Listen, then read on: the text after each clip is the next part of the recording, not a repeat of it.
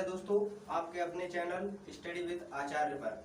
आज हम जियोग्राफी की स्टार्टिंग करेंगे जिसमें हम सबसे पहले अक्षांश और देशांतर रेखाओं के बारे में स्टडी करेंगे। तो भूगोल की हम स्टार्टिंग कर रहे हैं तो पहले हम देख लेते हैं भूगोल किसे कहते हैं।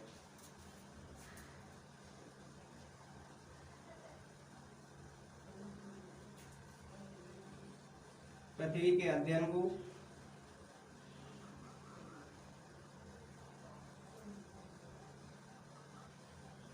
भूगोल कहते हैं।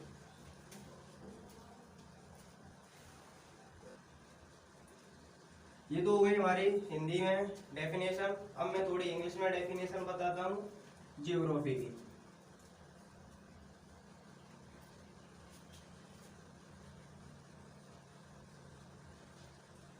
जियोग्राफी जो शब्द है हमारा दो शब्दों से मिलकर बना है।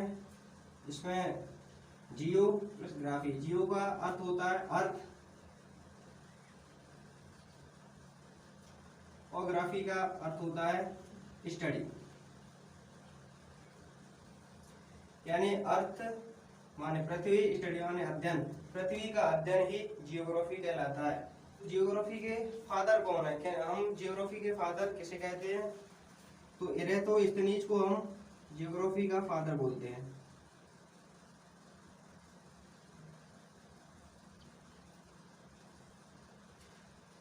ये तो हो गई हमारी सामान्य जानकारी। और आज हम अक्षांश और देशांतर रेखाओं पर बात करेंगे। तो आप ग्रुप बना लेते हैं। तो दोस्तों ये ग्रुप बन चुका है। अब इसमें मैं आपको कुछ समझाने का प्रयास करूंगा। ये ग्लोब का उत्तरी ध्रुव है, जिसे हम नॉर्थ पोल बोलते हैं। और ये दक्षिणी ध्रुव है, जिसे हम साउथ पोल बोलते हैं। और एक जो रेखा है इसे हम इक्वेटर या 0 डिग्री रेखा बोलते हैं, जिसे हम हिंदी में विषुवत और भूमध्य रेखा भी बोल देते हैं। इसके जस्ट ऊपर 23.5 डिग्री पर एक रेखा होती है जिसे हम कर्क रेखा या इंग्लिश में ट्रॉपिक ऑफ कैंसर बोलते हैं। उसके ऊपर एक 66.5 डिग्री पर एक रेखा होती है जिसे हम आर्कटिक रेखा बोलते हैं। और जब हम दक्षिणी ध्रुव के बारे में बात करेंगे तो इसी 23.5 डिग्री की तरह नीचे भी एक लाइन होती है जिसे हम मकर रेखा या ट्रॉपिक ऑफ कैप्रिकॉर्न बोलते हैं। और उसके नीचे एक लाइन और होती है 66.5 डिग्री की, जिसे हम अटलांटिक रेखा बोलते हैं। तो सबसे पहले हम इन रेखाओं के बारे में बात करेंगे। यानी ये जो रेखाएं इस तरह से हैं, इन्हें हम लेटीट्यूड रेखाएं बोलते हैं। और इन्हें याद करने के लिए ये जो रेखाएं हैं लेटी हुई हैं, और लेटी हुई रेखाएं तो इन्हें हम लेटीट्यूड्स बोलते हैं। इन्हें हम लेटीट्यूड लाइन या लेटीट्यूड रेखाएं बोल सकते हैं। तो अब हम इन लेटीट्यूड लाइनों के बारे में थोड़ी सी जानकारी लेंगे।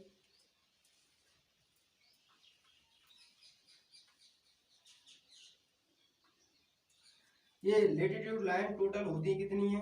तो इनकी गिनती जो होती है, ये विषुवत रेखा से ऊपर 80 होती हैं और विषुवत रेखा से नीचे भी 90।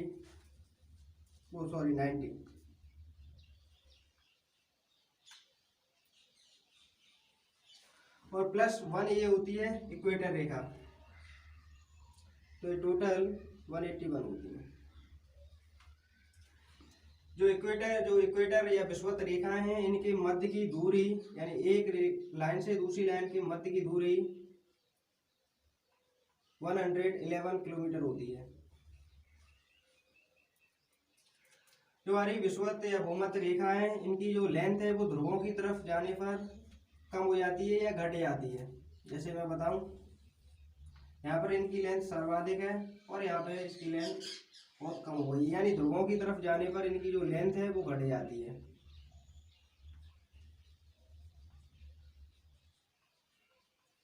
ध्रुवों पर लंबाई कम हो जाती है। ग्लोब पर हम इन अक्षांश रेखाओं की सहायता से किसी भी देश की लोकेशन देख सकते हैं, यानी इनका प्रयोग हम लोकेशन देखने के लिए करते हैं।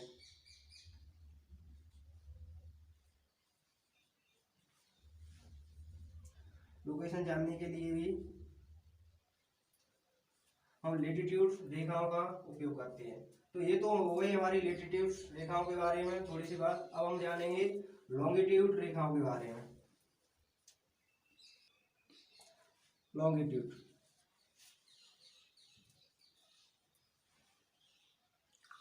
तो अब इन लॉन्गिट्यूड रेखा के बारे में थोड़ी सी बात करेंगे। लॉन्गिट्यूड या ऊर्ध्वाधर रेखाएं भी इन्हें बोलते हैं, इस तरह से होती हैं ये इनकी लेंथ अधिक है तो इसलिए हम इन्हें लॉन्गिट्यूड रेखाएं भी बोल सकते हैं। तो इनकी विशेषताओं के बारे में थोड़ी सी जानकारी लेंगे। तो सबसे पहला पॉइंट, ये संख्या में कितनी है। तो लॉन्गिट्यूड जो लाइनें हैं इनकी टोटल संख्या 360 होती है।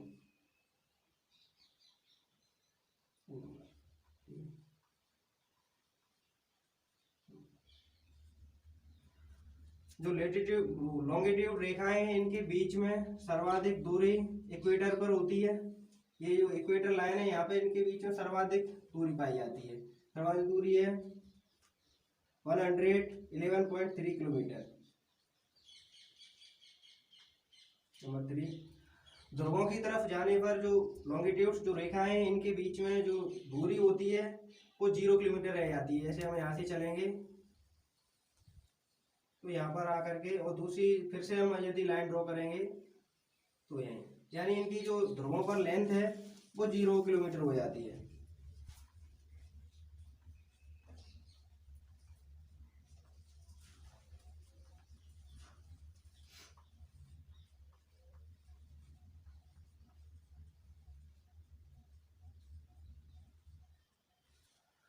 लॉन्गिट्यूड का उपयोग हम समय देखने के लिए भी करते हैं।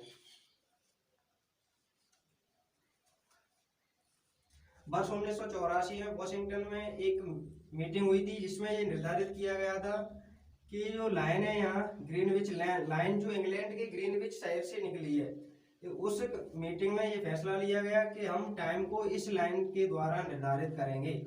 यानी इस लाइन पर हमेशा जब भी हम कहीं का भी टाइम मेजर करेंगे तो 0 या 12 कुछ ही मानेंगे। तो वहाँ से इस साइड को यानी पश्चिमी साइड को जो टाइम है उसको हम घटाएंगे और पूर्वी साइड को टाइम बढ़ाएंगे। और जो हमारा पूरा जो ग्लोब होता है ये 360 डिग्री का होता है। और हम 1 डिग्री आगे बढ़ने पर, यदि हम 1 डिग्री आगे बढ़ेंगे तो हम 4 मिनट्स आगे बढ़ जाएंगे।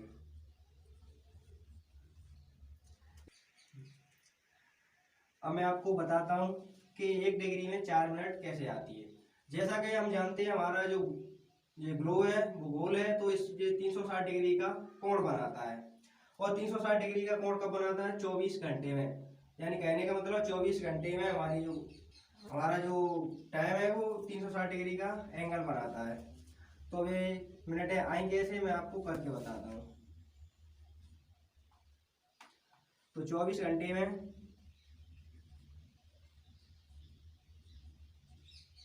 360 डिग्री,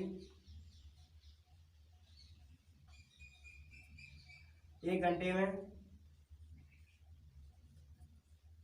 24। तो अगर आप इसका इसमें भाग देंगे तो यहाँ पे 15 आएगा। यानी 1 घंटे में 15 डिग्री।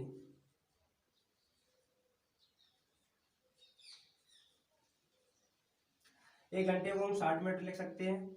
तो 60 मिनट में 15 डिग्री चलेगी, तो 1 मिनट में 1 डिग्री में 60 इंटू 15, 4 मिनट।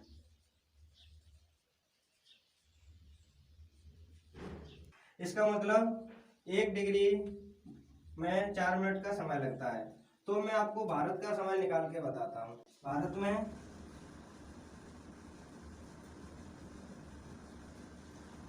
82.5 डिग्री पूर्वी देशांतर को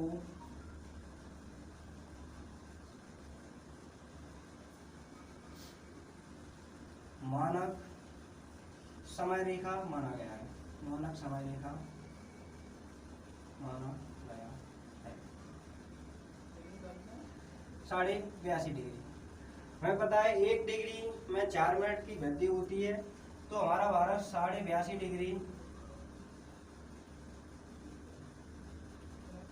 मानक टाइमलाइन पर स्थित है। तो इसे हम मिनट में कन्वर्ट करेंगे तो इसमें 4 का मल्टीप्लाई होगा, लेकिन उससे पहले इसे हम सॉल्व करेंगे तो ये आएगा हमारा 185.2 डिग्री। और अब इसमें मिनट करने के लिए मल्टीप्लाई करेंगे 4 का, क्योंकि 1 डिग्री में 4 मिनट पड़ता ही है, तो 185 डिग्री में भी 4 मिनट का हम मल्टीप्लाई करेंगे तो तो ये हमारा आएगा 3:30 मिनट।